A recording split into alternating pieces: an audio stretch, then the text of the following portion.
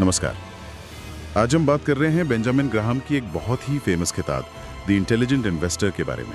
इसे तो Warren Buffett भी अपनी गाइड मानते हैं।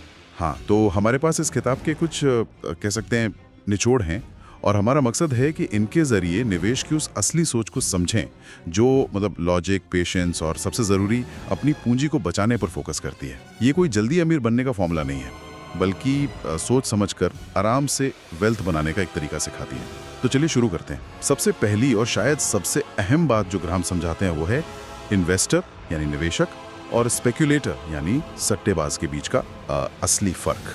निवेशक देखता है कंपनी को, उसके बिजनेस को, उसकी लॉन्ग टर्म वैल्यू को, है ना, जबकि सट्टेबाज वो तो बस शेयर के दाम ऊपर नीचे होने पर दांव लगाता है।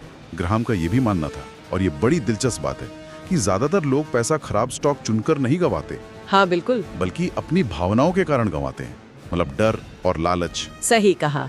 और यहीं से ग्राहम का इंटेलिजेंट इन्वेस्टर वाला आइडिया आता है, मतलब बुद्धिमान निवेशक। और ये बुद्धिमानी कोई आईक्यू वाली नहीं है, बल्कि ये तो स्वभाव की बात है, टेम्परामेंट की। इंटेलिजेंट इन्वेस्टर वो है जो बाजार के शोर में या अपनी फीलिंग्स में बह नहीं चाहता। वो फैक्ट्स, लॉजिक और हाँ, धैर्य से फैसले लेता है। तो इंटेलिजेंस यहाँ ज्ञान से ज्यादा एक तरह से अनुशासन है। बिल्कुल, अनुशासन। और इसी से जुड़ा है उनका एक और बड़ा मशहूर सिद्धांत, मार्जिन ऑफ सेफ्टी, सुरक्षा का मार्जिन। इसका सीधा सा मतलब है किसी चीज को उसकी जो असल कीमत है, इंट्रिंसिक वैल्यू जिसे कहते हैं, उससे काफी कम दाम पर खरीदना। जैसे मान लीजिए कोई पुल है, उसकी कैपेसिटी 10,000 किलो है, पर आप सावधानी के तौर पर उस पर 6,000 किलो से ज्यादा लोड नहीं डालते। वो जो 4,000 किलो का गैप है, वही है सुरक्षा का मार्जिन, एक तरह का कुशन। में होना, तब इसे अमल में लाना ही असली बात है ना। और ये सिद्धांत सिर्फ नुकसान से बचाने के लिए नहीं है, ये हमें एक तरह से विनम्र बनाता है। ये मानना कि हम भविष्य एकदम ठीक नहीं बता सकते, हमारी कैलकुलेशंस में गलती हो सकती है, इसलिए हमेशा एक गुंजाइश लेकर चलना जरूरी है।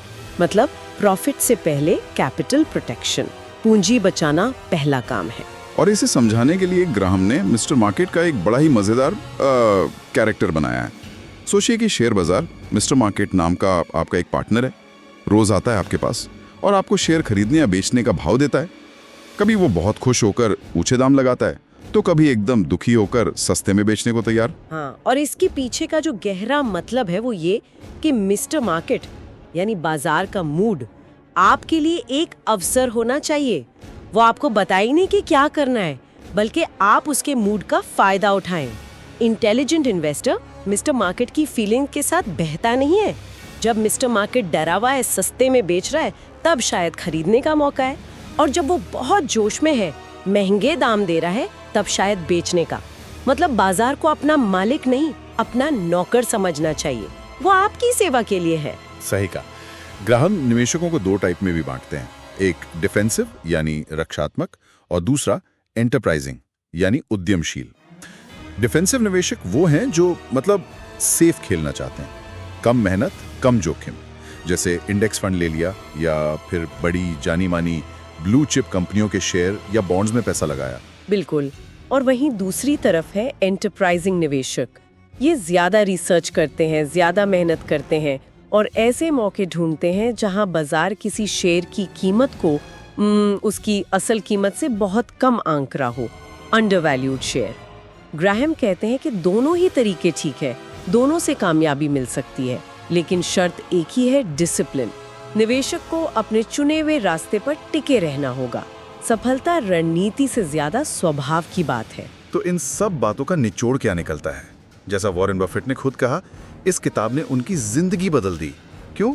शायद इसलिए कि ये सिखाती है कि इन्वेस्टिंग में सक्सेस के लिए तेज दिमाग यानी हाई आईक्यू से ज्यादा जरूरत है इमोशनल कंट्रोल की, धैर्य की।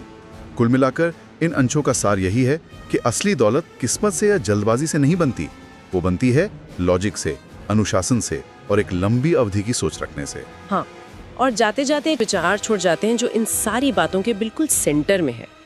ग्राहम का वो कहना था ना, बाजार आपकी सेवा करने के लिए है, आपको निर्देश देने के लिए नहीं।